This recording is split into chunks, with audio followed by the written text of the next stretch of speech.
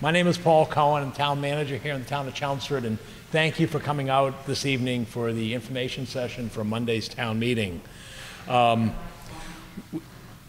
everybody hear me okay, or should I speak more into one of the microphones up here? Okay. Oh, we'll take a pause here.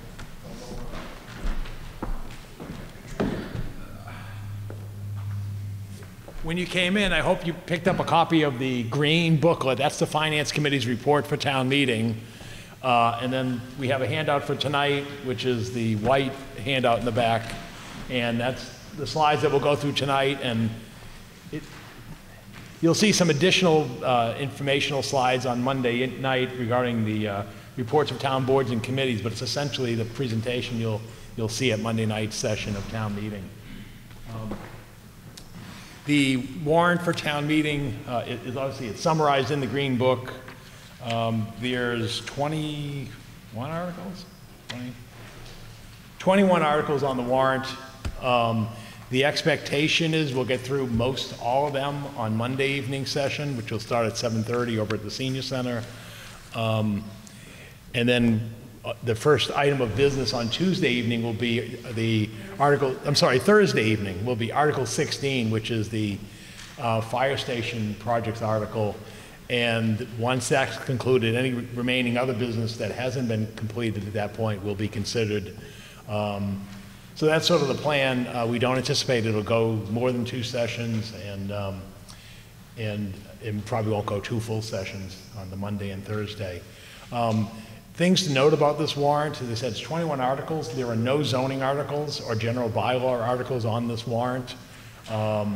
So that means most of the warrant is financial and some other public works considerations. We'll sort of go through the presentation this evening. This is really provide you with information. It's not a debating session, so we're not going to debate the merits of the article. My role and others who will speak this evening is to provide you with information to help you to prepare for the sessions. If you want more detailed information, obviously you can contact us or any town officials following this session.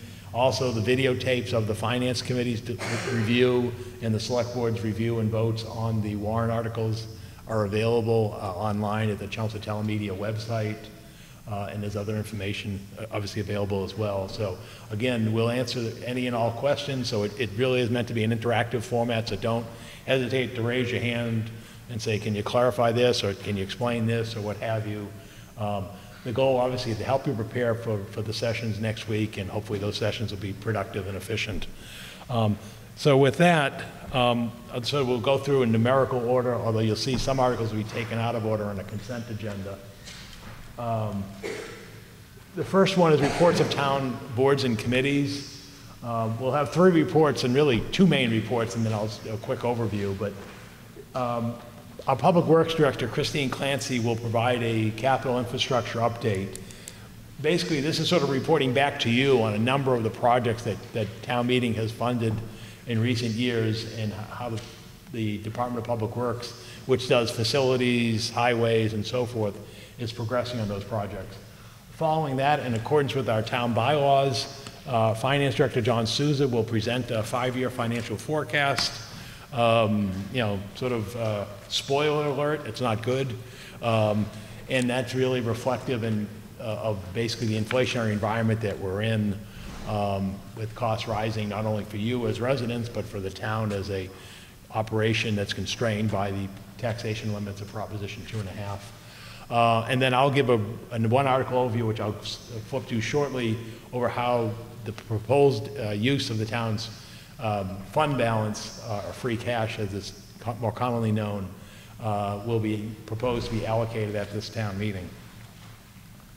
So here is the proposed allocation of free cash. You can see our total was $4.7 million in free cash that we have available to us. That's roughly about 2.75% of the town's budget for the prior year.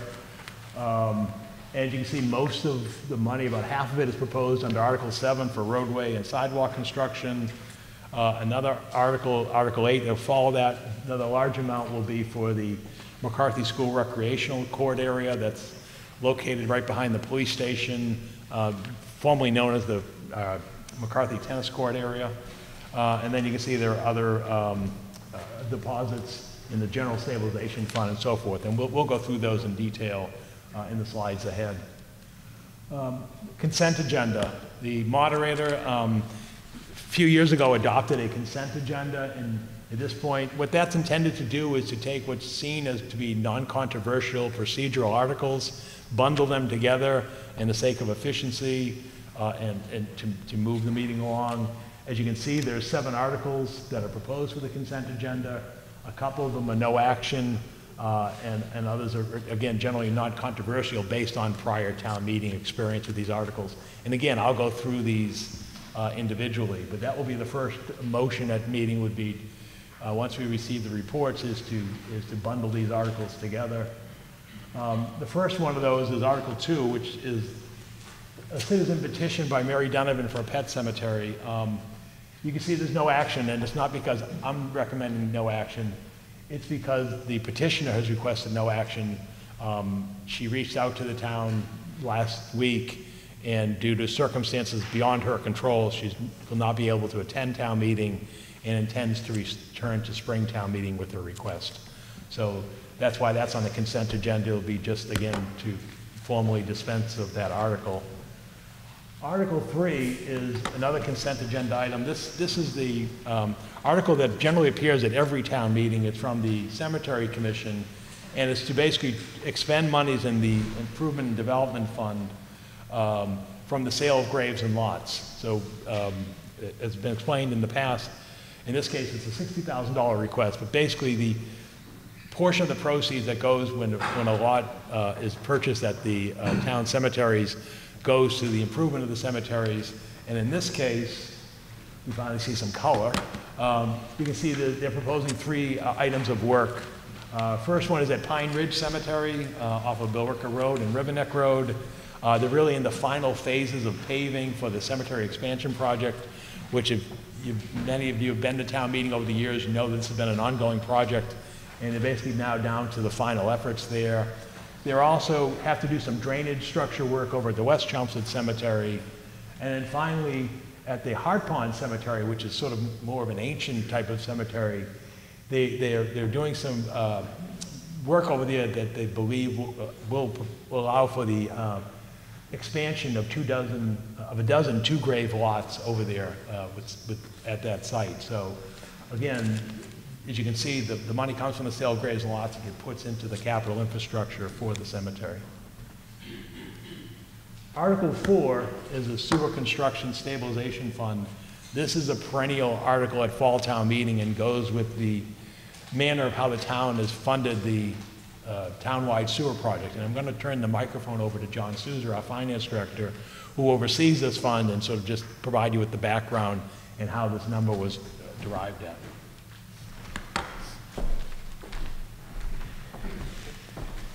Good evening, everyone. Under state law, interest earned on our sewer betterment funds and our sewer capital improvement funds flows into the town's general fund during the fiscal year. And at fiscal year end, when fiscal year 24 ended on June 30th, those monies flowed into free cash. And so a vote of town meeting is needed to transfer that interest into the sewer construction stabilization fund. And what that does is that allows the town to dedicate those monies so that we can use it to pay debt service for the sewer construction project in future years. And I know you've probably seen this, many of you, if you've attended town meeting before. And it's interesting to note that in fiscal year 26 will be the first year that we begin drawing on the sewer stabilization fund.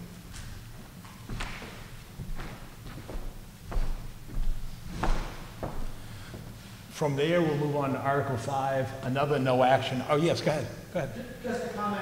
There's Yes. more details on page 9 of the finance. Mm-hmm. Yeah. Okay. Article 5 is another citizen petition. I'm sorry, another no action article.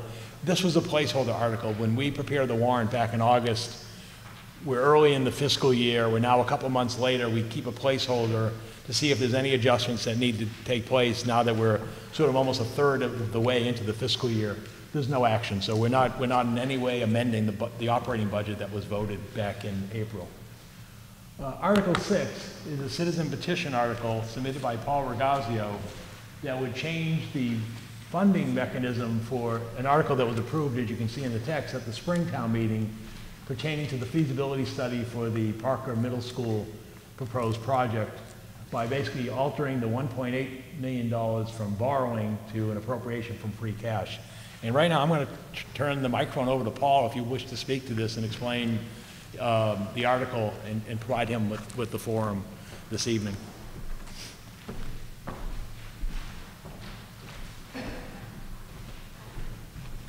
Yeah, I have no real detailed comment on this. I plan to make my presentation at the town meeting and explain. My basic rule is why borrow money when we have surplus cash? Amen. Thank you, Paul.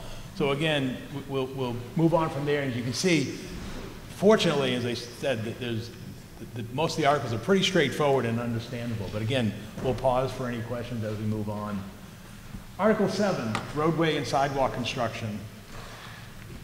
I'm proposing that the town transfer $2.5 million from its free cash to fund roadway and sidewalk construction.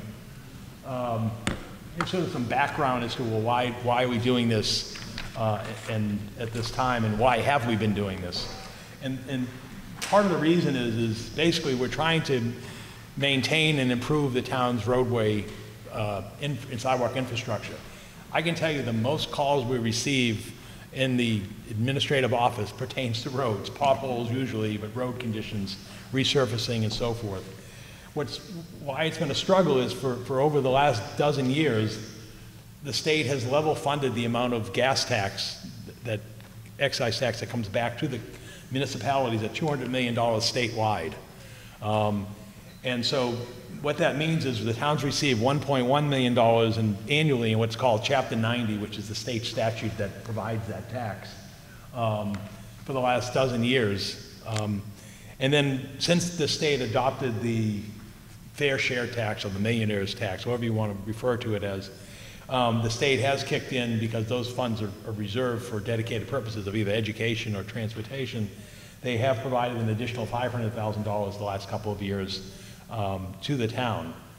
The problem is we've lost the purchasing power of that money to inflation, and at this point in time, the latest analysis that we have both in Chelmsford and by the Massachusetts Municipal Association statewide survey is it's really only about a third of the amount of funding that you would need in terms of the Chapter 90 funding in order to maintain the road inventory. So we've supplemented in the past by appropriating $775,000 in the Springtown meeting as part of the capital plan of the town, and then we've returned the last few years to appropriate free cash, and in this case, $2.5 million. So this is the preliminary list of, because everyone wants to know what's next in queue. We're finishing up our work right now in the last couple of weeks over at Parkhurst Road and so forth. This is the preliminary list as noted in the footnotes over on the left. The revised list will be published during this winter. The Public Works Director will come to the Select Board, present the plan to the community. This past year, we paved 10 miles of roadway this season and about 2.5 miles of sidewalks. As you can see, we have 187 miles of existing roadway and 46.5 miles of sidewalk. And there's obviously plans for additional sidewalks, but we're focusing primarily on making sure that what we have out there is in good condition, just like the roads. And so we're basically asking for this additional amount so we can plan and continue to attack this next year. Our current estimate is we think we have a $75 million backlog. If you basically say, well, what would it take to put the roads into an A condition in the community? So, and the challenge here is roads don't wear the same way. Basically what happens to roadway, a roadway like Drum Hill Road deteriorates faster than a cul-de-sac.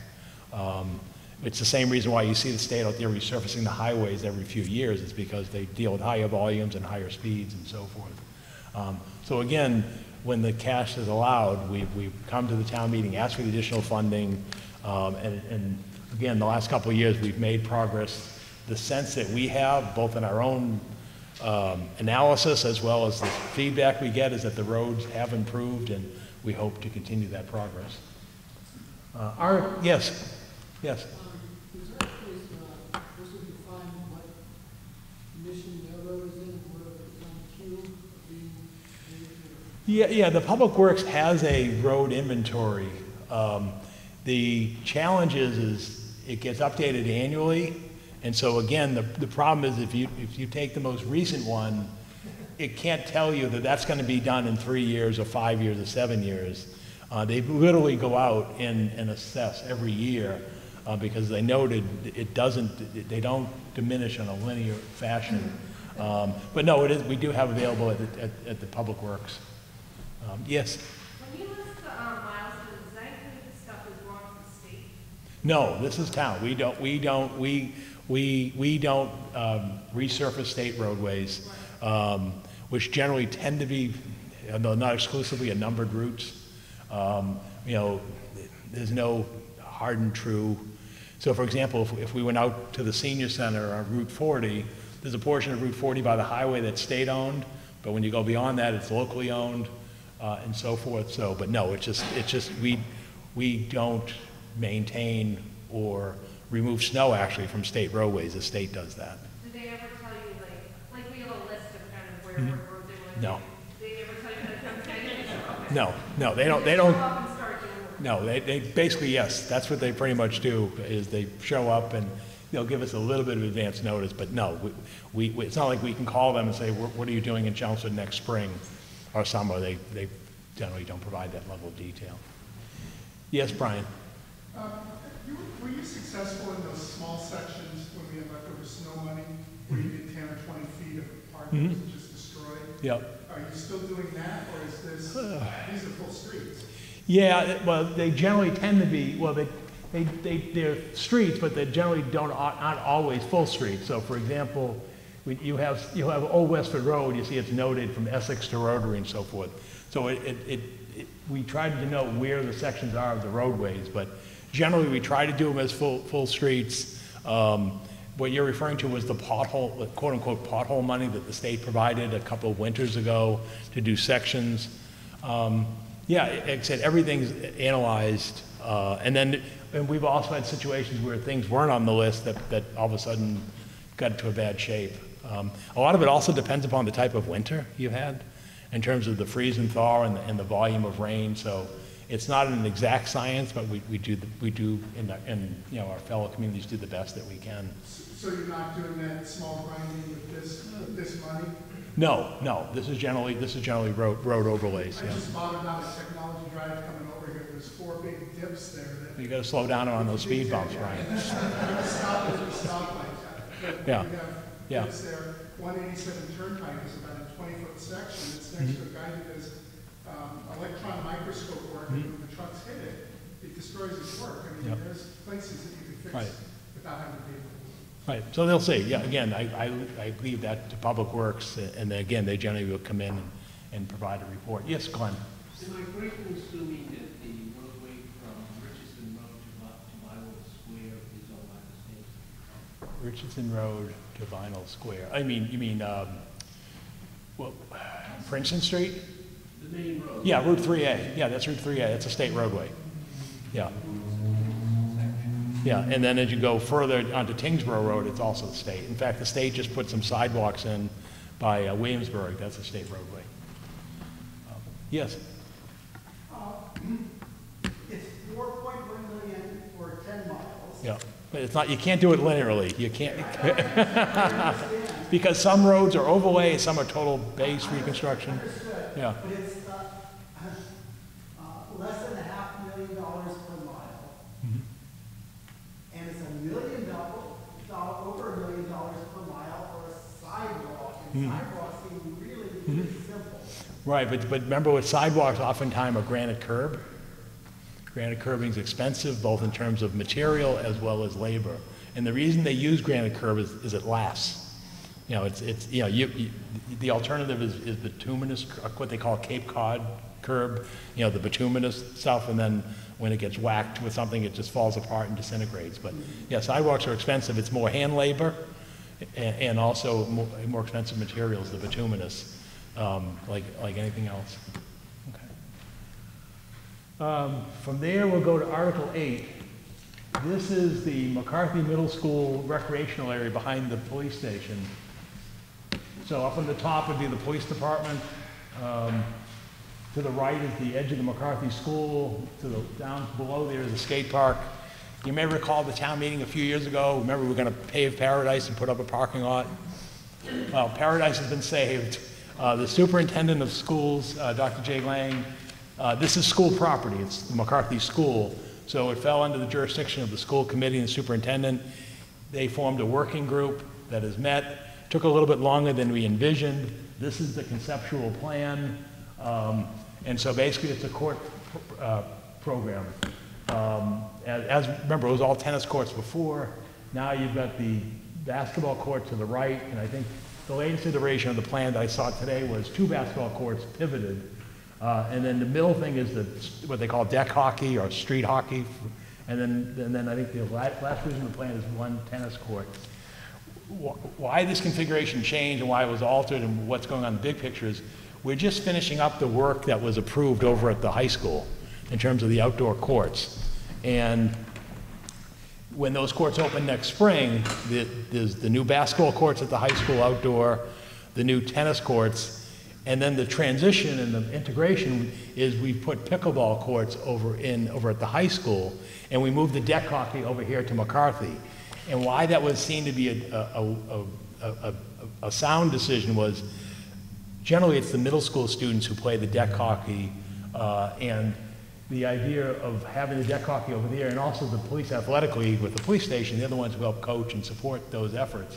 So putting the deck hockey courts over at McCarthy, as well as what will be 2 basketball courts and a tennis court, provides a court area not only for public outside of school hours, but if the school is doing recreational, gym activities and so forth, they can have the kids outside on 2 basketball courts and so forth. So that is the plan. I was noting, talking before the meeting, it's a significant project. This will all be bituminous, meaning bituminous asphalt, blacktop as we would call it. The high school tennis courts, because they're varsity high school courts and so forth, those were actually poured concrete, which is much more expensive with the construction of that. These are bituminous, but you still have the expense of the court surfacing. It's amazing the amount of funds that go when you put in that tennis court surface materials onto a court, which is. So, but this was developed with the project estimator who did the high school project, as well as a number of these projects around the state. So the goal in this would be funding this fall and probably work next spring. So by next spring and summer, the community will have the new courts available at the high school, as well as these courts over at McCarthy. Yes. Go ahead, Susan. Susan's on. You know, because parking had been originally, we talked about it, what parking's not going to be added. But if you can see that to the right, that curving line, that's actually a proposed new sidewalk. It would cut through the gate and the fencing to the police station, so that when the police have meetings and things like that, they can use the McCarthy parking, but not have to walk all the way in the front of the property to get into the police station area. There will be a sidewalk that connects that as part of this project. Do you have a question? Yeah. Ruth. I know this is McCarthy, not the high school, but when you mentioned pickleball, are there any houses in that area? No. Okay. That was another reason why we put it there. There are no residences. If you go to the high school and you go to the PAC, on the right, and that's where the courts are. They're in that depression. So more likely you're going to hear the sound of Route 3 than you will the pickleball.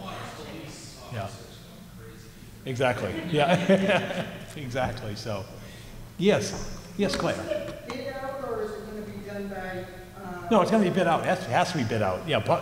Our Public Works Director, Christine Clancy, will bid this project, And she'll actually be presenting this article on Monday evening. But yes, no, this has to be bid because of the dollar amount of this work. Yes, go ahead. Oh, that's a grade. Those are grades. Those are elevations. I'm sorry. Yeah, those are elevation grades. So you can see you got 150 here, 145, 150 on Old Westford Road, 151.3, 152.4. Those are elevations. Yeah.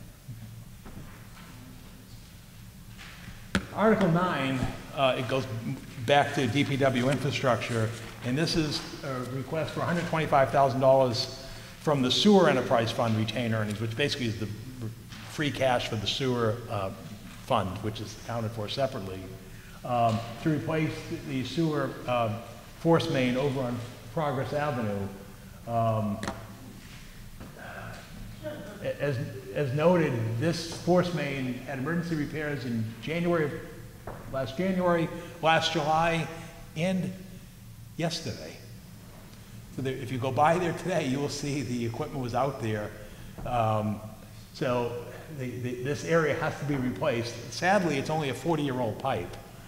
So what we're going to do is we're going to replace that pipe with basically a plastic type of pipe, because we're wondering if there's something in the soils or something that's causing a sewer pipe shouldn't deteriorate to that level in 40 years. So basically, we've had engineering analysis out there. They've done test holes digging. They've done samples on the pipe. So again, you've got an 800 linear foot area that has to be replaced out there, and it tends to be near the pump station. So we wonder if it's a combination of the soils as well as the pressure from the pump station that's causing this to fail after only 40 years. And you can see the project will be planned for November, December. It's really probably going to be early November or late October. Basically, as soon as we leave town meeting with a vote, they're going to get going on bidding this project because it's costly when you have a failure in terms of bringing in an emergency crew and dealing with the structures. Yes, Glenn? Two questions. One is, it doesn't really top of mind, but does the town have any lead water pipes? It's not. We don't have any water pipes because it's by the districts, but I'm not aware of any lead pipe in Chelmsford. We know there's an EPA mandate in 10 years; they all have to be replaced. But to my knowledge, I'm not aware of any in Chelmsford. I know there aren't in the schools because we did that years ago, replacing all the connections and everything in the schools. But I'm not aware of anything with lead pipe. And related to the sewers, is there going to be any discussion involved with this, or a side discussion concerning what the town is doing about its sewer? The capacity issue. No, that doesn't pertain to this. There won't be any discussion at town meeting about this. Our Public Works Director will be updating the Select Board on the ongoing efforts to expand capacity. It is one of the Select Board and Manager's goals for the current year. It has been a goal. The problem is thus far there haven't been any readily available options.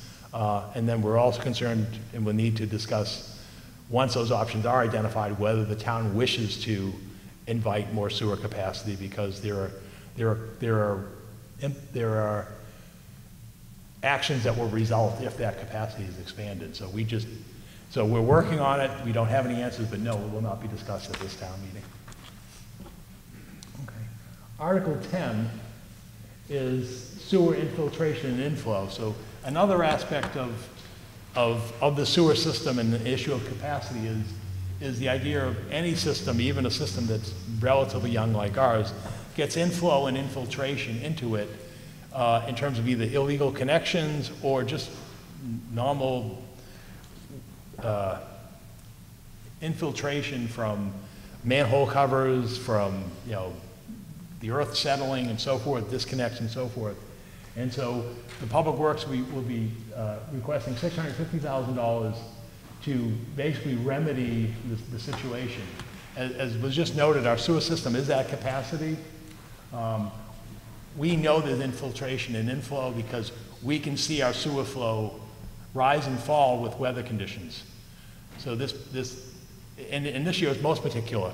The first half of this calendar year was very wet, and we were basically running about 30% above normal rainfall which then leads to drainage. The last few months have been very dry. We're now technically in a drought status.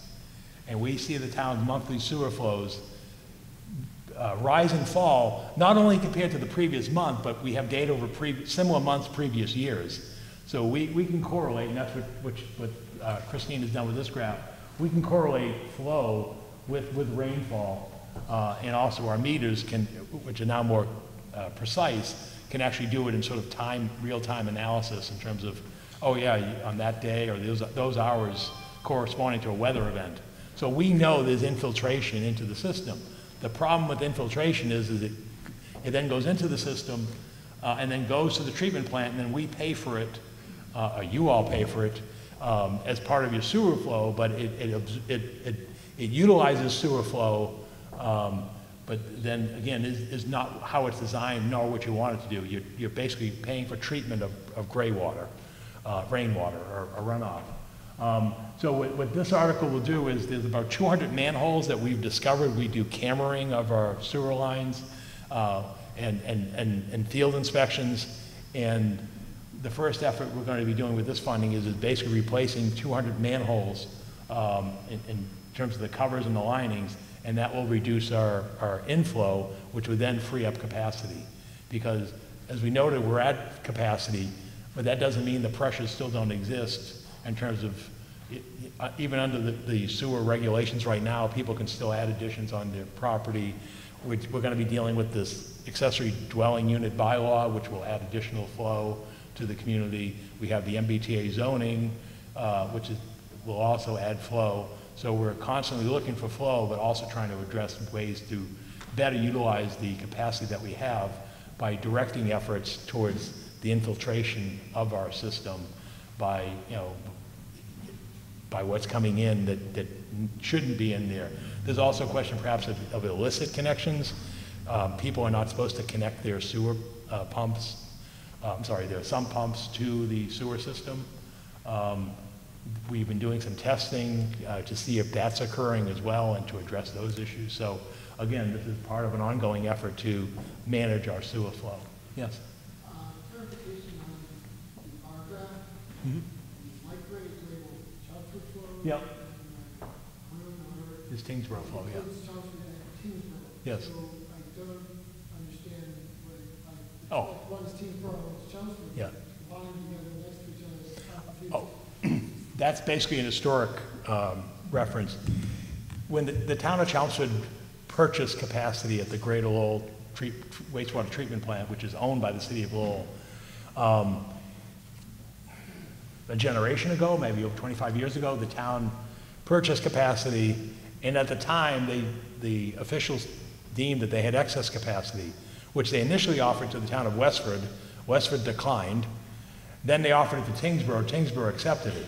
But technically, it's under our license, and we monitor the flow that comes in from Westford. So we technically are responsible for the flow into that plant from both Chelmsford and Tingsboro.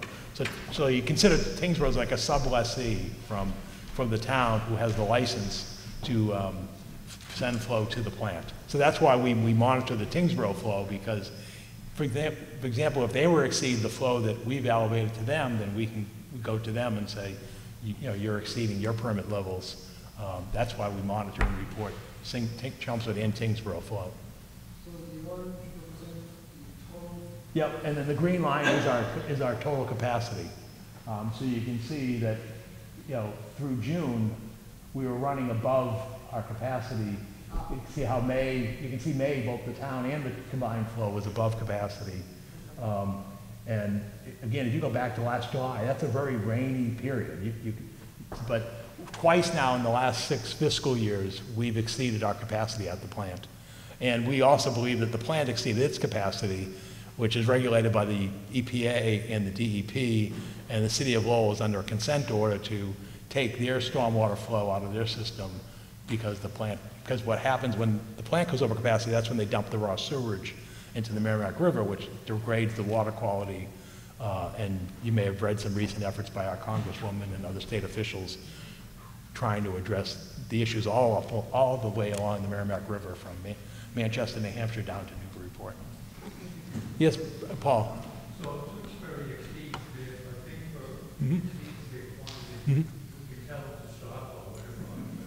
Yeah, I mean, we could, or if there was a penalty assessed to the town, we could assess them. Thus far, there have been no penalties assessed for overcapacity flow, but that right to assess penalties for any costs that, or fines that the city were to receive would happen, so that's why we monitor their flow. But no, they don't have an unlimited right. The issue with Tingsboro, not to dive into the weeds, is they have flow on both sides of the river. Flow that goes through Chelmsford here in Vinyl Square. They also have flow on the other side of the river that goes to Lowell by the Voc School. And Tingsboro is always trying to figure out where their sewer flow could be best utilized.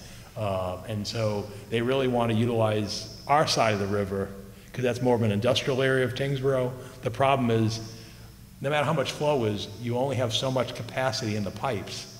And that's been a constraint on them because remember, it's not just your flow, which you got to get the pump stations, but also you also have pipe diameter, and that Tingsboro has sought to in recent years to expand their capacity through Chelmsford on this side of the river by reallocating some of the capacity they have on the other side of the river, but that hasn't occurred because it's prohibitively expensive to do, and that may be a constraint in Chelmsford, which is why we're looking at other ways because. Remember, it's not just our flow in Chelmsford. We then utilize the pipes that go through the city of Lowell, across the city, past the university, to the treatment plant. And so it's not just a simple question of, well, you need additional capacity. You also need the ability to transport that capacity effectively and not have backups in terms of overflows. Yes, Brian? We measure the flow at the end of our pipe rather than trying to catch it at the end of Lowell's pipe. Yes. Oh, yes. Yeah, we have it at the town. We have, I think there's 6 monitoring stations in Chelmsford. Technology Drive, there's one. Yes, Progress Ave and so forth. Yeah, we measure our own flow. We don't rely on them to tell us. So maybe we shouldn't fix the Progress Ave. Well, yeah, but the problem you're missing is when the pipe breaks, we know why it breaks, or that it's broken because the sewer comes up to the surface. Yeah. So, we have no and you got wetlands. Single flow into the sewer system with our you talk about rainfall and going into the storm drains. Right. That does not go into the sewer system directly. It's not supposed to. We know that there are some connections. For example, we do testing and so forth, and we come across connections that shouldn't be there, and that's what we try to police and eliminate. And putting in granite curbs, that doesn't cause us to have more flow into the system. No. I know it backs up the water thing Yeah. into the storms, No. That's all stormwater. That's generally, ideally, that's why you have a separate stormwater division from the sewer division. There's supposed to be 2 separate flows. Separate trucks, too. So we move on to Article 11. This is a request for digital documentation for a digital records management and digitization plan. It's $300,000 from free cash. I'm not going to go through the presentation in detail. The clerk's office, Harrison, will be here on Monday night to do the presentation.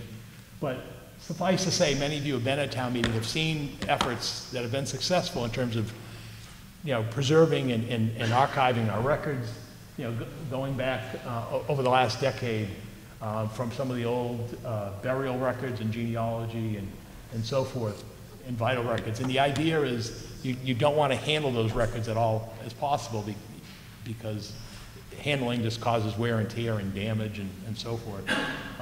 So we've been archiving.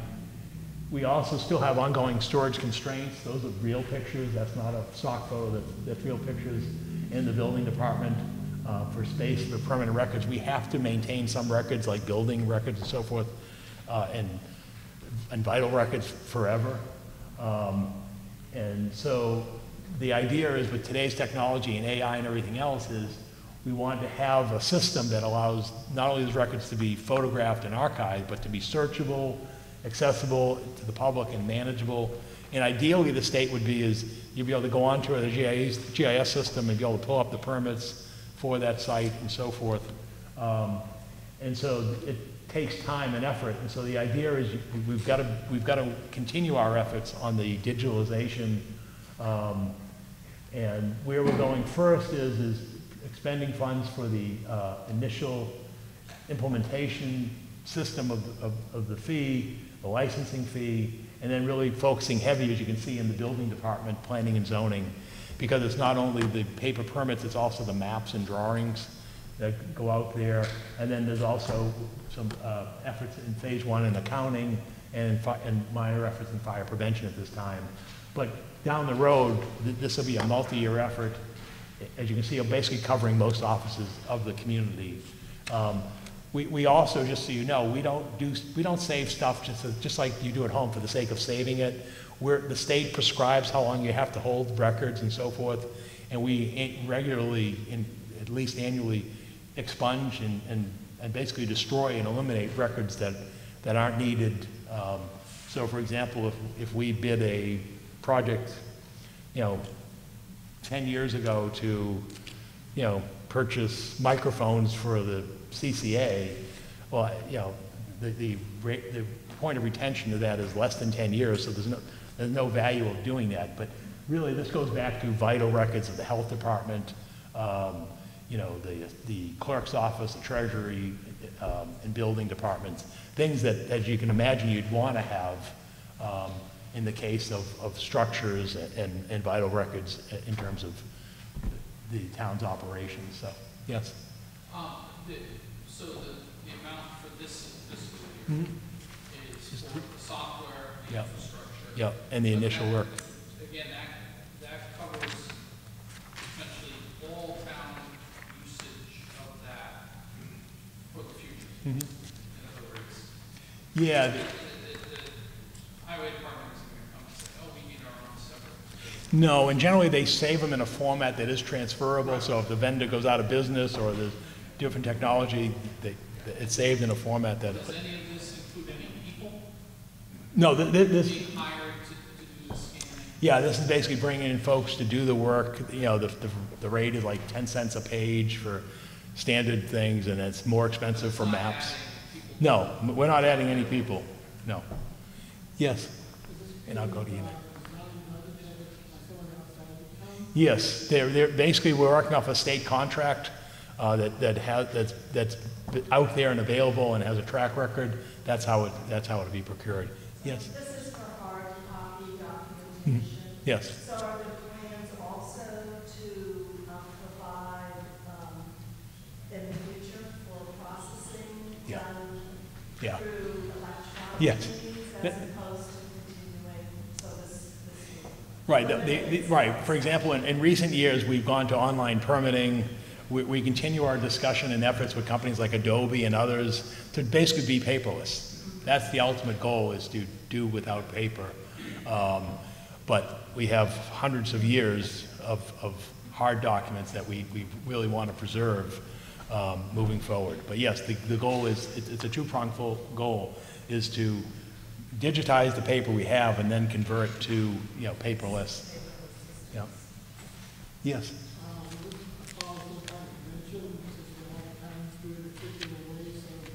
Yeah, yeah, that's why it's done under state contract and vendors. The next one is the town sort of beginning its initial efforts in dealing with invasive species and preserving our tree canopy in town. The request is for $75,000,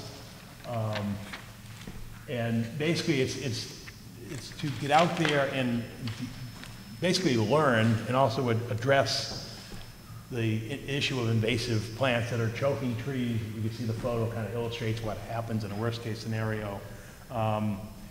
This funding of $75,000 would be focused on about 20 miles of roadway in the community, particularly scenic roads and so forth, and in some town properties. And the goal is to go out there and develop an inventory and better understand what we have and then track what we can do and what's effective.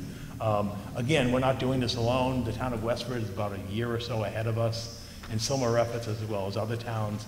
But it's really recognizing that we have to do something for problems that are within the town's right-of-way. I think also the lessons that the town learns will be passed on to homeowners who may have issues on their own property in terms of invasive plants and how best As you know, it's not, if you've ever dealt with poison ivy or other things, it's not just as simple as cutting it and, throwing it in the ground, it goes away. These things are invasive, is the appropriate word, is because it does require some careful management. So we seek this, the Public Works will do this with the assistance of the tree committee and others in terms of how can we get a handle on, in terms of identifying the issue and then beginning to address the problem of invasive trees. Would this just Yep. be invasives that impact tree canopies, or also things like Japanese knobby? Yeah, Okay. exactly. But generally, our work is within the town right-of-way or on town properties. And like I said, we hope to pass the lessons on and encourage residents to address them on their properties. Article 13 is another, goes to the golf course. It's $50,000 from the golf course retained earnings, which means the money that is retained from the golf course operations, which the town manages. It's a simple understanding one, and it's sort of a repeat one. We still have an ongoing problem here at the first hole at the country club, which is shown here, and you can see on the right-hand side is the existing netting. Over the years, the town has made modifications. We've moved the tee box, we've put signs up and so forth. But with today's clubs and today's balls and today's attitudes, we have balls that go over that 50-foot netting. And so the request here is to install basically extender poles, 30-foot extension poles on the existing poles. So how that works is 5 feet down the existing poles, you latch on an extension pole of 30 feet, so it goes an additional 25 feet, and then you raise another net up on a distance of about 250 feet.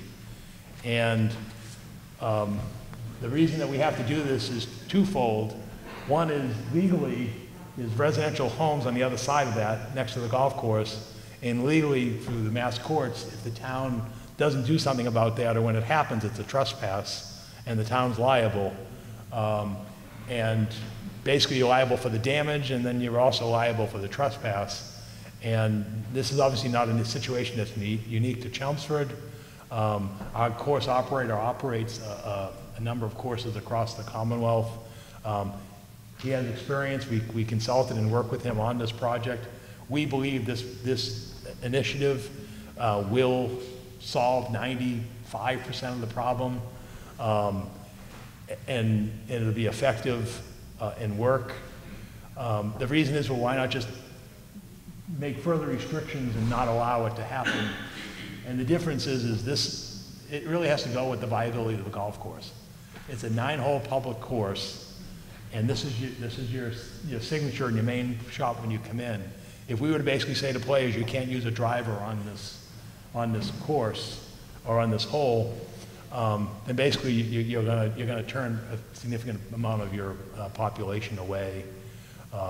So basically that's there's always a choice and different options, but based on the experience that we've seen in other communities and other golf courses and what we have here, this effort we think will address the problem and satisfy the neighbors and maintain the viability of the golf course, because sadly we're seeing the loss of some of the golf courses in our area, and we don't want to, obviously ours is permanently protected open space, but we want to remain viable for players. Yes, Glenn? Does the 50,000 come from their enterprise? Yes. So there's retained earnings in the golf course enterprise fund. It's not coming from the tax levy for the course operations. Yes. Are the neighbors okay with the netting going? Yeah, we know a couple of them aren't thrilled because when the original netting was up, they saw it. Yeah. Then the trees grew. Yeah. Now they're going to experience it again. They're going to see the netting going up.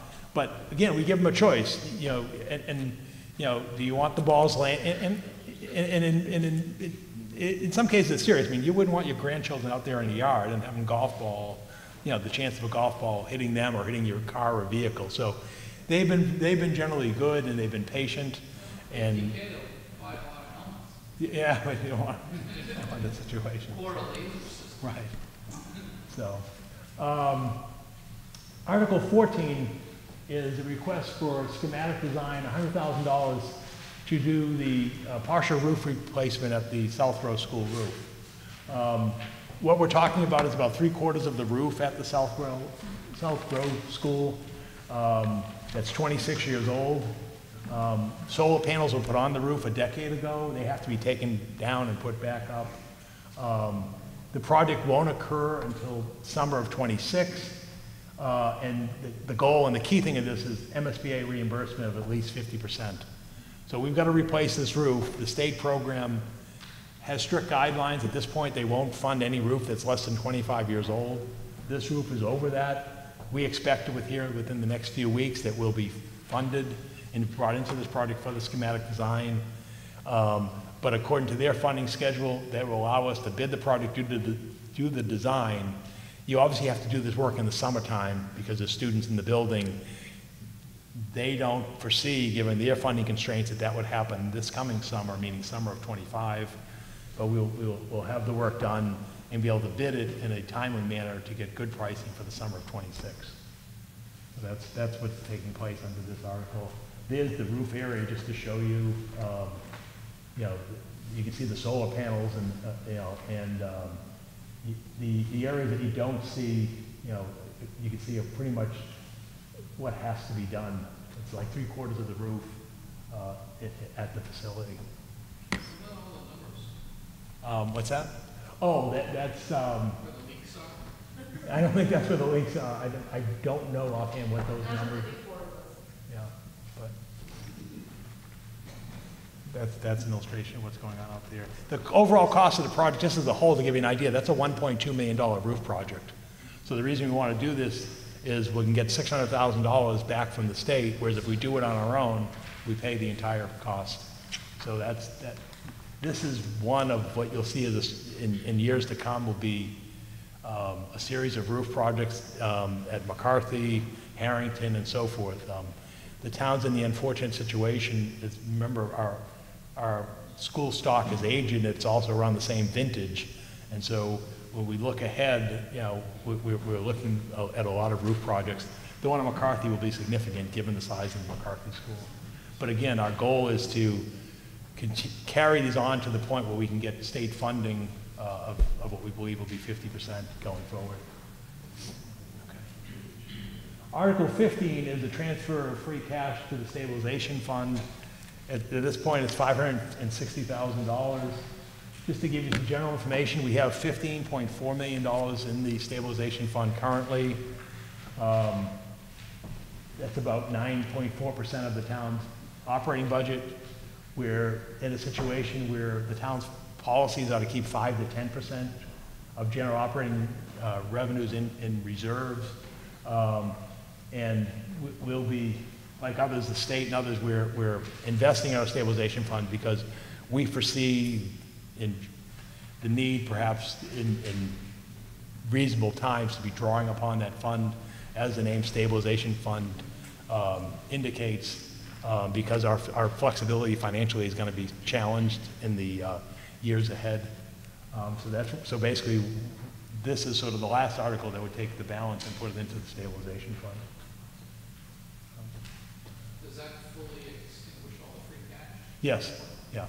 And the reason is why we do that, why not just leave it as free cash, is the difference under state law is free cash can be expended by a majority vote, stabilization, same any lawful purpose by a 2/3 vote. So that's why the town has traditionally done it that way. Article 16 is a major project. They said this will be the first item discussed on Thursday's evening session. This has to do with a request for $25 million to fund the design and reconstruction of the West Chelmsford Fire Station and the Acton Road Fire Station. So in the vernacular, Stations 3 and Station 5. This also is contingent upon the passage of a Proposition 2.5 debt exclusion at the November 5th election ballot. So basically, it's a two-pronged phase. Town meeting has to approve this appropriation by a 2/3 vote, and then town meeting has to approve it by a majority vote for the vote to be effective and the project to move forward. If one of those two items doesn't occur, the project doesn't move forward. There's a lengthy presentation that our Select Board member Virginia Crockett-Timmons, who is the chair of the Fire Station Study Committee, will be presenting on Thursday evening.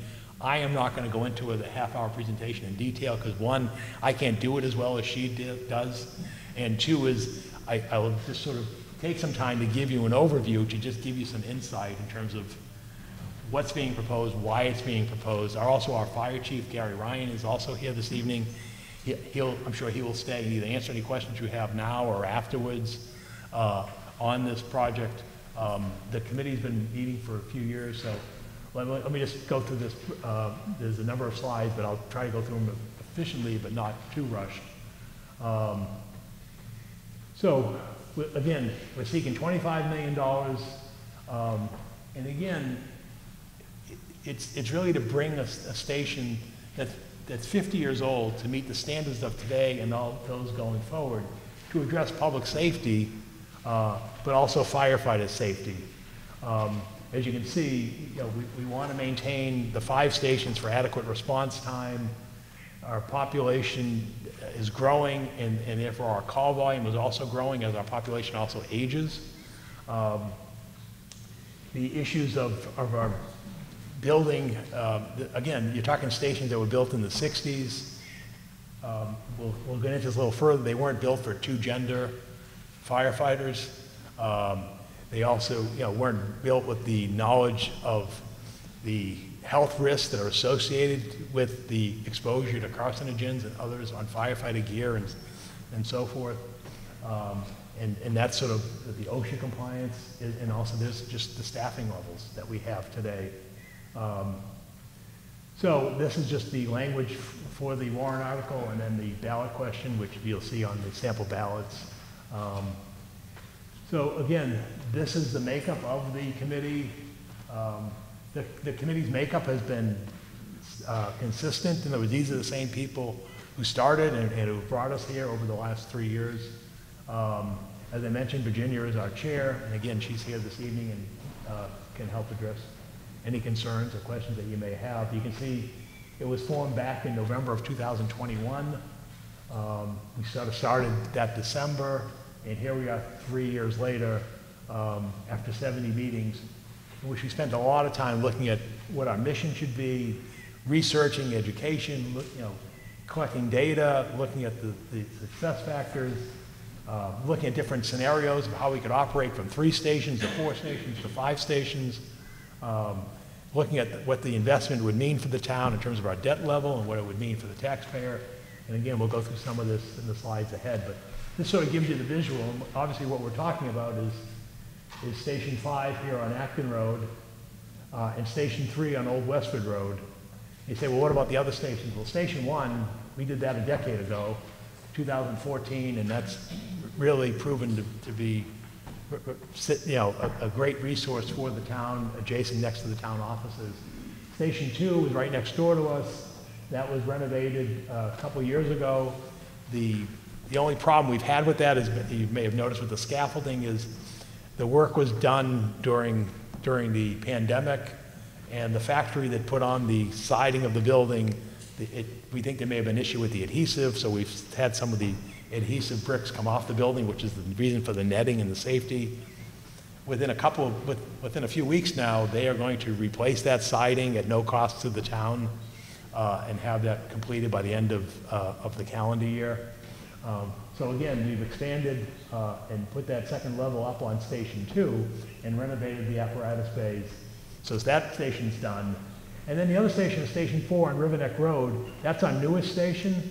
And really there's no safety or living issues, because by the time they got to 1976, it was more, the town had grown more significantly, and they built it for more contemporary usage. So again, the issues are Station 3 and Station 5. Again, I'm not going to go through all the points here on the slide, but we looked at everything from the condition of the stations to the staffing issues and firefighter safety, to the apparatus that we use, to the response times, and then again, the investment options. The end conclusion was a unanimous recommendation to maintain 5 stations. We looked at 3, 4, and 5 under 9 different scenarios and how we could do it.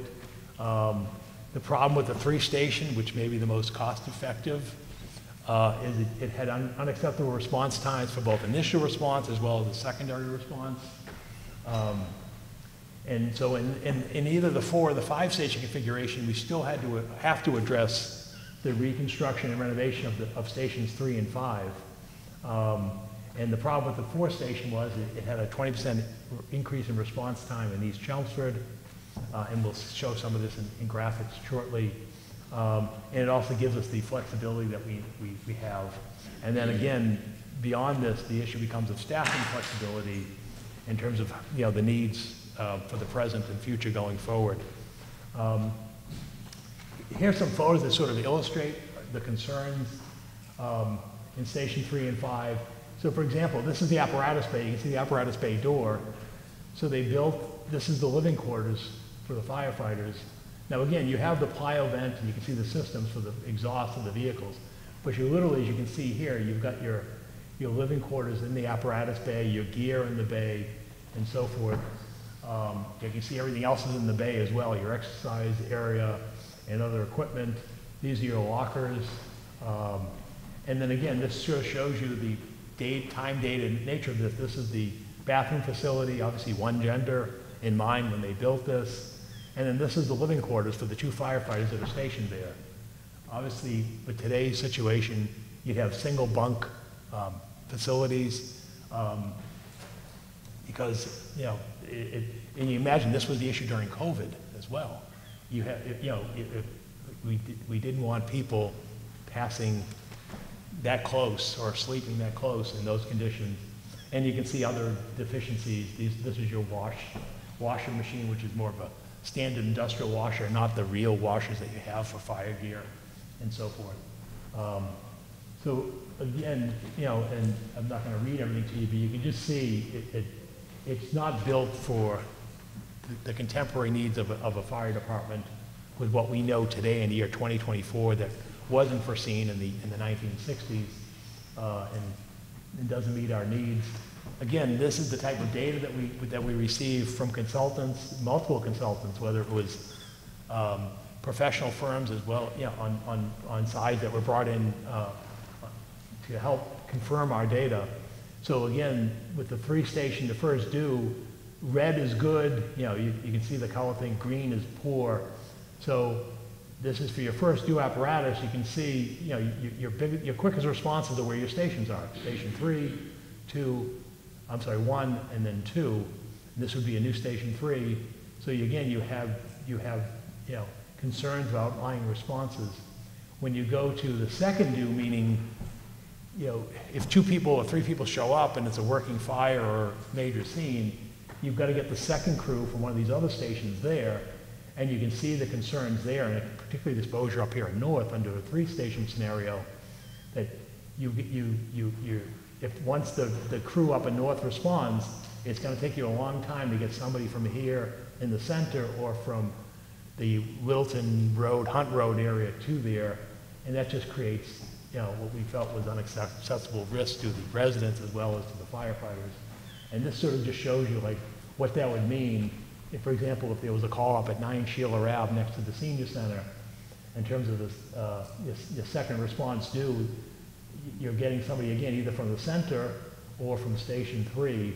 You can see it would be either 10 minutes or 8 minutes to get that second crew there on the site. And that was why the town historically had 5 stations. So again, if you go to a 4-station model, by eliminating the station at Old Westford Road, you can see the hole that creates over here. If you eliminate Acton Road, you can see that hole is retained, but then you got the issues down here in South Chelmsford.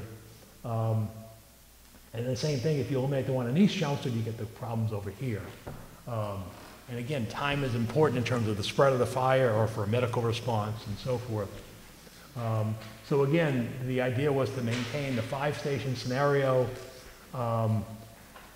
and have a issue of having acceptable response times and staffing in order to meet those needs.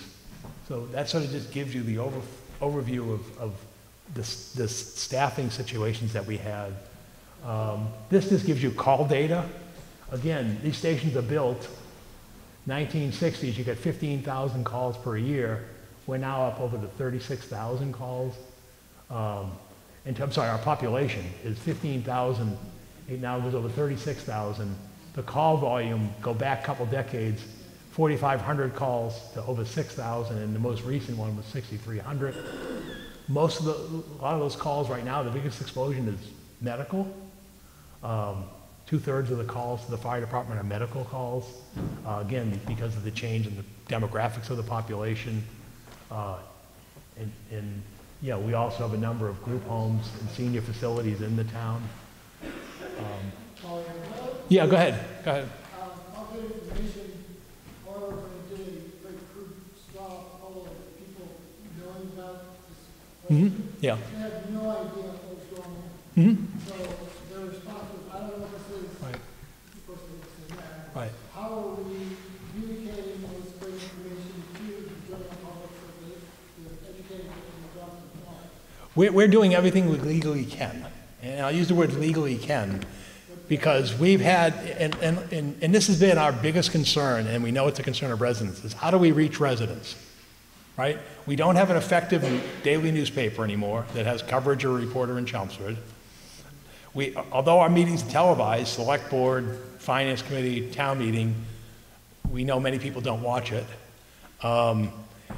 We've had a number of informational sessions, open houses. We use social media to reach people. What we can't do, and why I use the word legally, is we explored the option of why don't we do a mailing with the tax bills? Everybody gets a tax bill who owns property. That's not allowed under Massachusetts election laws. We cannot spend money to advocate for a election, public monies, to residents. So that was quickly dismissed on the advice of legal counsel because we had the thing ready to go, and they're like, no, you can't do that. That's our biggest frustration, and it's not just on this project. It's in general, and what I'll say to you, and I'll say to everybody, and it's not being defensive. If anybody knows an effective way for us to reach residents, let us know, because we try to do it. I do a newsletter. The Council on Aging does a newsletter. We've done open houses. There's still open houses. I think part of the responsibility falls upon the residents. Residents have to take initiative to find out what's going on in their community, and they don't. And remember, there's 36,000 people in town. Of that, probably 23,000 registered voters. We see it. You're going to have an election on November 5th. We'll probably get 70+% turnout in elections. We're going to have an election 6 months from now on April 1st, 2025. We'll have 8% turnout. So we don't have, all we can do is we've tried everything that we can legally do and what we can possibly do that's to alert people from, the fire department staff booths at the fall festival. They've signed up to go to events that were canceled, such as the farm fair and everything and anything that to get the word out. And that will continue. There's an open house this Sunday, right, Gary, at the fire station.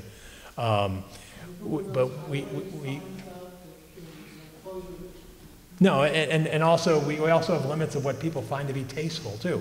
They don't want banners in the historic district, so we're not going to put a banner in the historic district. And also, what can you tell people? You can tell people go to the website, but people aren't going to do that. And so we could put a banner up in front of the McCarthy School saying Fire Station Project. So I don't have the answer to that question other than it's a challenge, but it's not just a challenge for this. We're going to have challenges going forward, just like you see in our neighboring communities financially and otherwise, whether it's MBTA zoning, whether it's the town's operating budget, whether it's our strategic plan. We've been doing a similar thing, trying to reach people and help us form a strategic plan of priorities, and no town has a better solution. So yes. Ahead of this and the town meeting, I collect together all these documents you send out. And one of them was your strategic plan. What do you call it? Square box? Yeah, meeting in a box. Yeah. Meeting in a box. Yep. And I was reading through that and I said to myself, we should do this as a town meeting rep, right? Yep. What are our limitations for reaching out to our constituents and informing them of things like this? And so the thought that crossed my mind is I could to Zoom for people in my precinct to join the Zoom and have me present what you guys are presenting to us to get their feedback on things so that when I go to town meeting, I can represent them. But as you said, there might be limitations to that. So, for example, and you mentioned the mailing. I was thinking of that as well. Could I ask the town to mail people to my constituents on my behalf? Is there a budget for that? Well, it costs what, 72 cents a letter, right? Yeah, I mean, that's the question. Is there some way to get email addresses Right. for everybody? Because if we have 22,000 registered voters and you have 11 precincts, that's 2,000 registered voters per precinct, right? So And do you, if I threw out an invitation to 2,000 something people how many are going to show up? for a Zoom, how many are going to show up? A couple dozen, right? Right. But And that so, might be worthwhile, and that might generate a little momentum. right. But if we did that, and if we got 11 precincts and 165 reps, and then it's 71 cents a letter to mail, how much do you want the town to expend to do mailings for you say something that's going to have a limited feedback? You know, we agree, and that assumes that, you know, it assumes the mail gets to them on time too. And it's things like I was thinking I could put, like, just Yeah. mail things to telephone poles. Yeah. Here's the address, the time, and the date. Yeah. Join the Zoom meeting. Yeah, right, exactly. It's a challenge. Yes, Doreen. I was thinking the same thing as far as like the emails go. Is there a way to get a hold of the emails so that the reps can contact their constituents? No, we don't have any email database of the town's residents. And then the problem is if you tried to do it, you'd probably get caught in a spam filter and never get to them. Right? I mean, I'm not trying to be, flippant, but that's the issue. No. Yeah, exactly. So that I know their feeling is on Yeah. things when I come to town meeting. Yeah.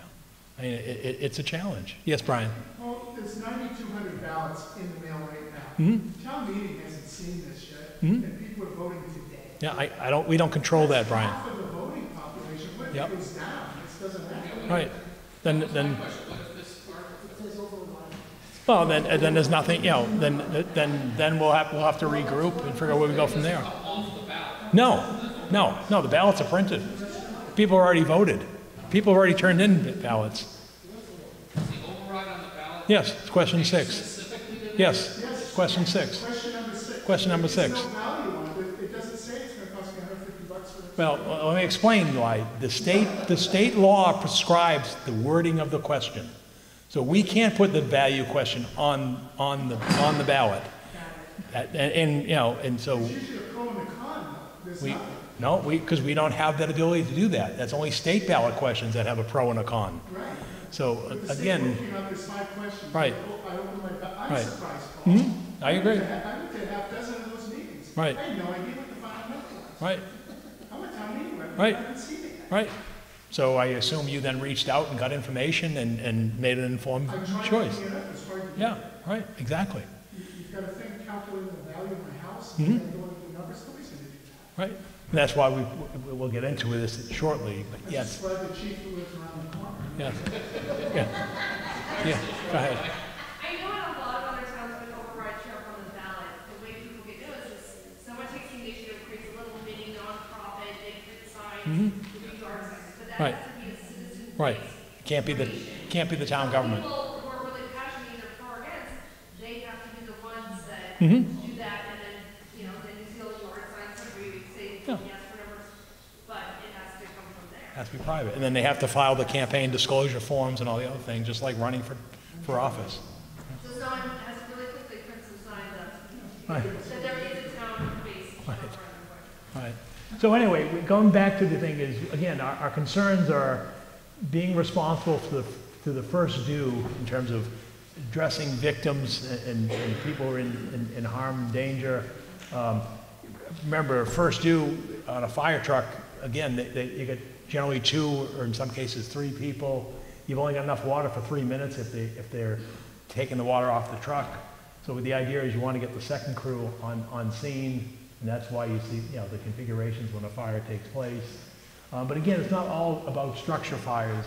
It also has to do with medical response, motor vehicle accidents, mutual aid requests, and so forth. Again, we have crews that go respond to 495 and Route 3, and so forth. So again, the idea is having the ability to respond to multiple. The other thing is it's not just one call at a time. They don't line up sequentially.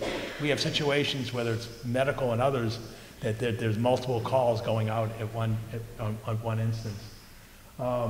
And the other thing that we're concerned about is, believe it or not, for the first time in about 40 years, OSHA, which is the federal government's safety, is updating their standards for fire protection.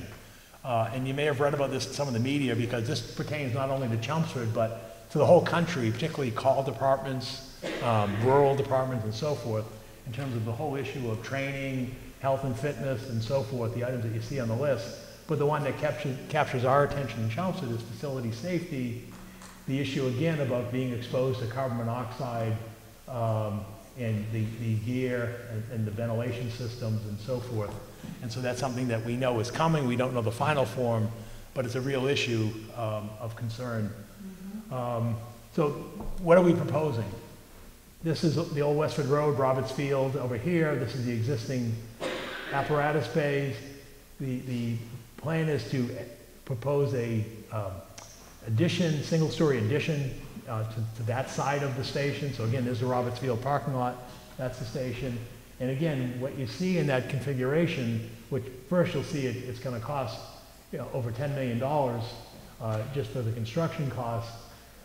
Your apparatus bays, again, your a segregated gear locker room and decontamination showers. Again, for extracting your equipment. And then again, your living spaces are separate. You can see the individual bedrooms, the personal lockers, and so forth. There's nothing elaborate about this, and that's why you often see it in terms of a modular building, in terms of coming in and dropping bedrooms, hallways, locker rooms. You got to have your electrical and workout areas and so forth. So again, there's nothing fancy about the facility. It's basic. In fact, the town of Billerica just went to town meeting 2 weeks ago, and they just approved a $12 million station. So the station that you see in North Billerica is actually going to be relocated, but be replaced, and that's the dollar amount that they're looking at. Station 5 on Acton Road is a much smaller lot. Again, your costs are a little higher, and the reason they're a little bit higher is because you're talking a 2-story to fit it into the lot. In terms of your first floor, again, your apparatus, this will be a totally new station because the condition of this facility wouldn't allow to put a second floor on it. So again, you'll have apparatus bays, and at the main level, your decontamination areas that I spoke about, the old gear locker rooms, your gymnasium, office, and vestibule on the main floor. And then therefore, on your second floor is where you'd have your bedrooms, your living space, kitchen, and so forth, and your lockers. So that configuration, again, basic essentials, but on a smaller lot, which may mean, you can see the difference between stick and modular isn't as different because you're not going with the standard configuration of modular buildings. So when you put it all together, it's roughly about $25 million under 2026 construction costs. So that's what we're proposing in terms of the facilities itself. Yes? Other than the brick outside of the modular store, did that work out well? Other than the outside brick? Okay, it does. Yes, it's worked out well, yeah. And again, this would be the final work that we would see happening because, again, the center station's not only 10 years old, this will last us another generation or two, the work we've done here, and then these other 2 stations would do it. And then coming back to the cost, again, it's $25 million, roughly a 4% interest rate because we borrow less because we're tax exempt. That's why it's not 6% that you'd see for a regular homeowner. And we look at what the cost is. The average property is assessed at $630,000. The first year cost is $157, then it declines to $90 in the 20-year borrowing cycle. And we do have a website, it was noted earlier, that you could calculate for your own property value. Here's our excluded debt service, and really the impact would be less than that because what else do we have out there for excluded debt? we paid off the excluded debt tax portions of the sewer project last fiscal year. So we no longer in this year, where we are now, have any debt that's for the sewer project that's funded from taxes. It's all coming from betterments and that fund that John spoke of earlier this evening. This year, we're paying the last debt service for the high school project. You remember the $31 million addition to the Performing Arts Center at the high school and the work there and some of the labs, as well as at the libraries at the middle schools? That gets paid off this year. So we're paying $829,000. And again, you can see why these dollar amounts go down. They're not like your conventional home mortgage that you pay level principal and interest over the life of the loan. The town pays level principal. So as your principal gets paid off, your interest goes down. That's why it declines.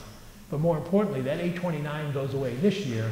So if this project were added next year, the net effect, the gross effect is $2.2 million for 20-year borrowing of $25 million, but your net impact is $1.4 million.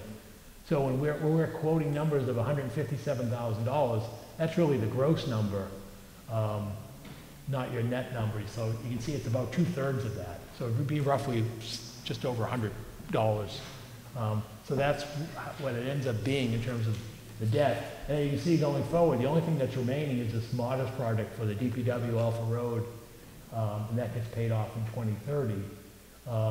And that's why you can see, we don't have a lot out there. Now this will move forward if it happens. And then to be fair, if the town were to move forward with a new Parker Middle School, which that vote wouldn't happen for at least 2 years, that would be excluded debt too, because you're talking a project that's going to be 10 times this. But that will be a decision in future time, by the voters, and we're going to have the same challenges. How do we reach that one? I think we'll get more people's attention, just by nature. It involves children and just the nature of the dollar cost of the project. And so again, we talked about the public education efforts. Like I said, we've done tours, we've done information sessions. We have a scheduled Q&A after town meeting as we approach the election as well. We've got videos on site. It's on the website of actual physical conditions of the stations 3 and 5. We did a roundtable discussion on cable television. The fire department filmed a motor vehicle extraction video. So again, we've tried to educate and inform people to the best we can. And again, we also put all of our supporting data on there, from our cost estimates from Weston and Sampson to our fire response time analysis by 2 different sources, and standards. So we've attempted to provide the public with as much information as we can about this project. Yes, Glenn? Obviously, there's a lot of work done Yeah. on this to bring it to a successful conclusion. Mm-hmm. But what I'm afraid of is that town meeting, it will get overlooked that this is $25 million. Mm-hmm. That, if we're looking at a new school, this might be $125 million that we're having to come up with. Mm-hmm. Yep. And the solving of the sewer problem might be another $50 million, which altogether is $200 million. Mm-hmm. And that, town meeting reps need to understand that, it may be coming in little pieces, Mhm. but it's headed to $200 million, Mhm. which is a lot to chunk into a mill. And that's why we're trying to do a strategic plan, because we want the community's input in terms of what should we be prioritizing in a period of limited resources, but demands. And it's not just Chelmsford doing it. Westford's doing a strategic plan. Other communities, businesses do strategic plans.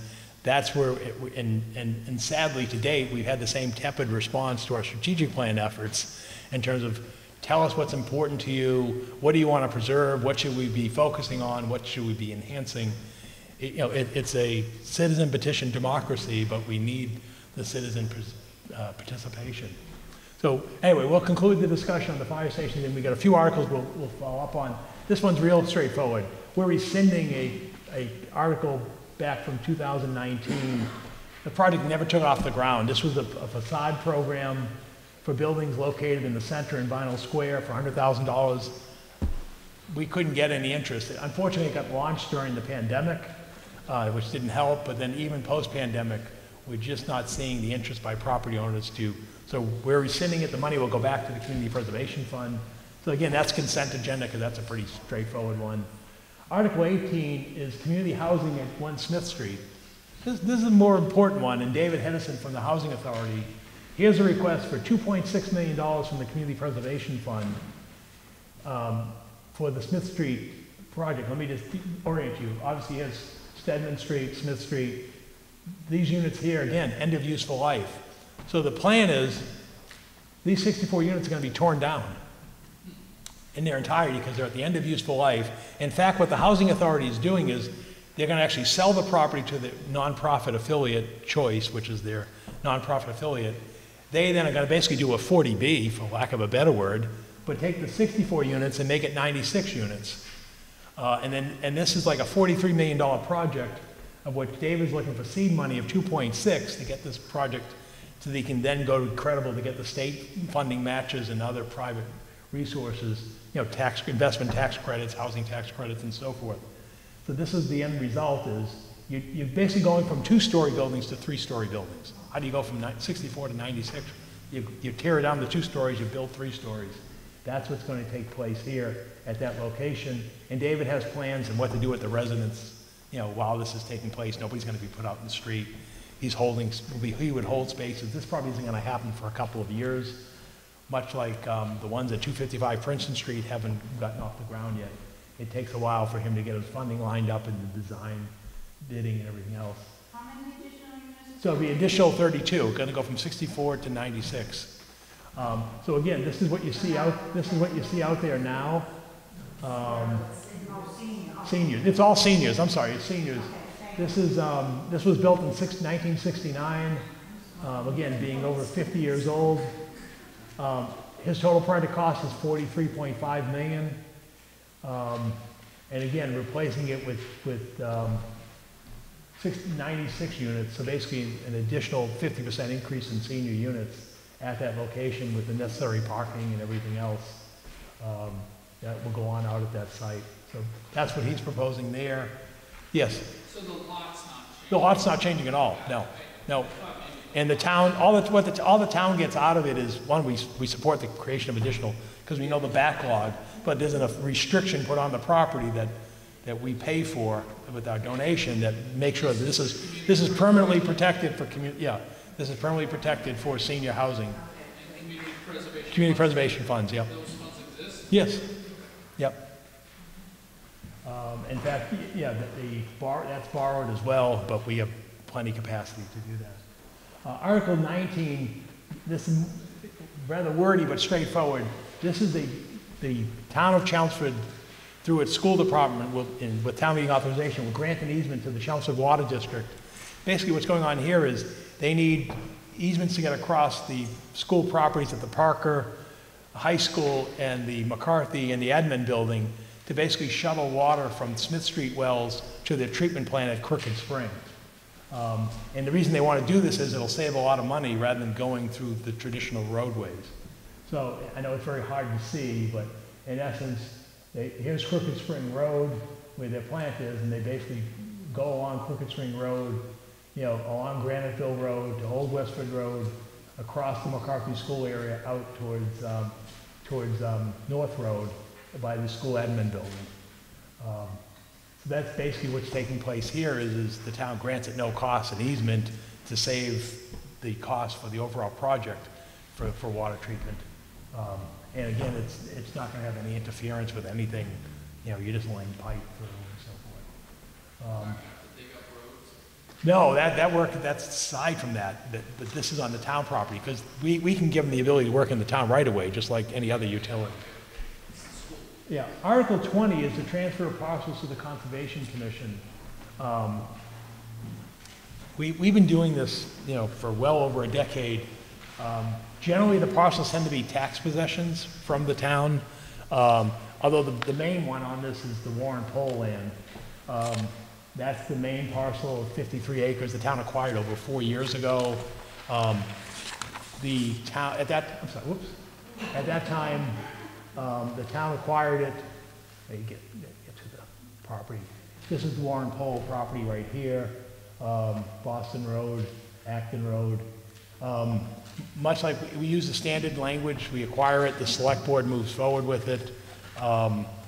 At this point, the conservation restriction is near completed, but regardless of the conservation restriction, the property is managed by the commission, has been since we purchased it, and the use corresponds to what the town intended it to, and also what the sellers, i.e. the Warren and Pohl families, intended.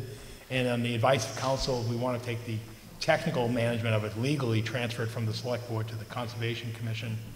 At some point, the restriction will get done, but that'll occur. The select board signs the restriction whether or not this happens or not. But so there's that parcel. Then the other ones are this small parcel here, but this is the golf course, Park Road.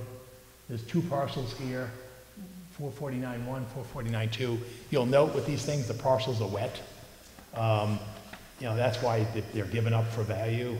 The case of this property, they basically go through the collector's office for non-payment of taxes.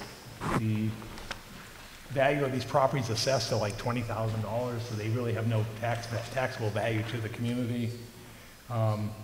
This is 0.23 acres right here. This one here is 3.95 acres. This was actually acquired when we bought the golf course and just sat fallow and wet. So the commission, since they're wetlands, we transfer these to the commission's jurisdiction. And in this case, same thing over on Hunt Road. Here's Hunt and Hunt Road. This is the mobile home park that you'd see off of Littleton Road, just to orient you. This Hunt Road is Blaisdell, Elkhorn, Johnson Road. Again, you've got two parcels here. This is this parcel here is 3.48 acres. Again, mostly wet, not developable. If it were developable, they would have put houses just like they did everywhere else. So what happens is the developers walk away, don't pay the taxes. Back in the time, the town acquired it and maintained ownership. If we were to do this today, we'd have to give them the value after the land, but that's not what we're dealing with here. That's a future story from the Supreme Court. But basically, the parcels, and same thing here. This one's wet, not developable. This is just over 1.15 acres. So again, it just places it into, you can see why it's wet is Beaver Brook runs right through it, and it just puts it into the hands of the Conservation Commission. And then, On the golf course one, yeah. To be a building on it? No, there's no building on the golf course one. So it's not what's highlighted in green? No, it's what's highlighted right here, this area here. And then the second parcel is this one right here. And then the last one is this little triangle right here. Here's 495, here's Littleton Road. This is the Coolest property. The town acquired this one from Coolest. It's all wet up here. And this little triangle here is just orphaned.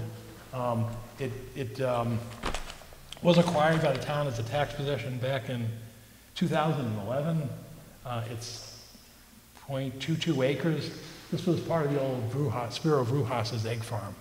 So again, it's really drainage for the highway.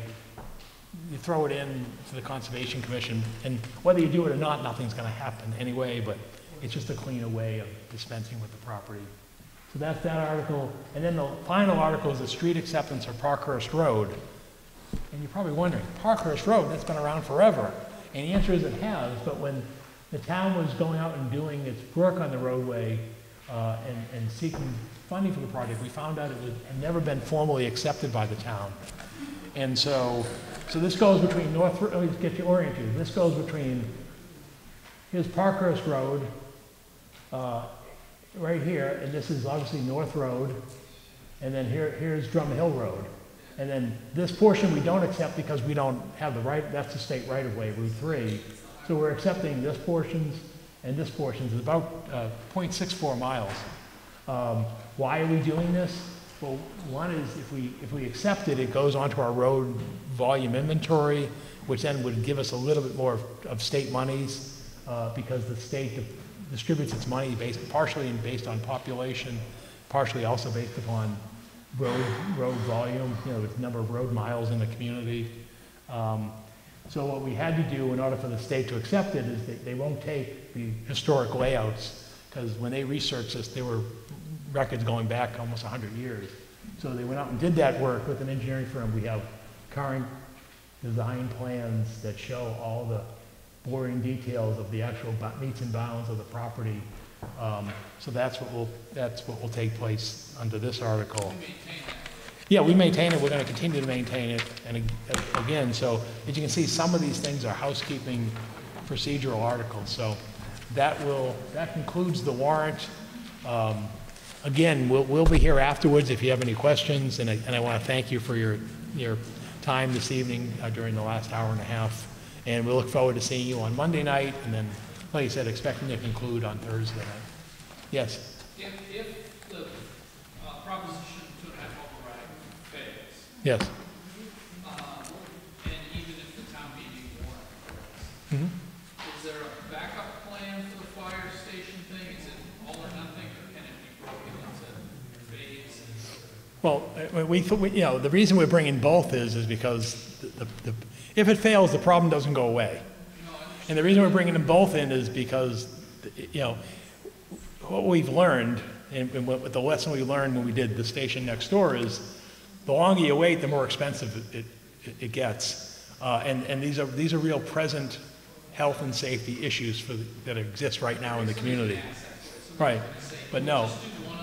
Yeah, but then what do you do with the other one? What do you say? What do you say to the people in that other station?